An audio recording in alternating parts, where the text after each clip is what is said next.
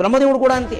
అప్పుడు శివుడు వచ్చానట, అనఘ విచార నీవరయుమన్న తగన్కడు నిష్ఠ లోకపాలనమొనరించుచుంటిని. అనఘ విచార నీవరయుమన్న తగన్గడు నిష్ఠ లోకపాలనమొనరింతుగాదే. నీవరయుమన్న తగన్గడు నిష్ఠ లోకపాలనమొనరింతుగాదే. అనలంబగు నీదగునల్క లోకమున్ మునిమిడిక అల్పచొచ్చిన. అనలంబగు నీదగునల్క లోకమున్ మునిమిడిక అల్పజొచ్చిన. లోకమున్ మునిమిడిక అల్పజొచ్చిన కనుంగుని ఏ కృప పుట్టి చెప్పెదన్. కనుంగుని ఏ కృప పుట్టి చెప్పెదన్. చనునే మహోగ్రకోప వివశత్వము నీకు త్రిలోకనాయక. చనునే మహోగ్రకోప వివశత్వము నీకు త్రిలోకనాయక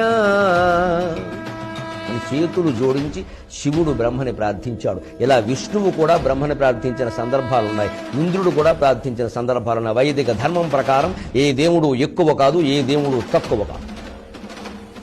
బ్రహ్మ విష్ణు మహేశ్వరులు ముగ్గురు సమానం. ఇప్పుడు శివుడు బ్రహ్మకి నమస్కారం చేసి మాట్లాడుతాడు. పైగా ఏమంటున్నాడు గమనించండి, అనఘ విచార.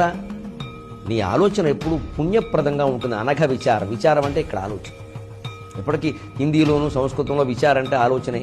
అందుకని పుణ్యప్రదంగా ఆలోచిస్తావు కదయ్యా. నీ వరయుమన్న తగన్గడు నిష్ఠ లోకపాలనమొనరింతుగాది.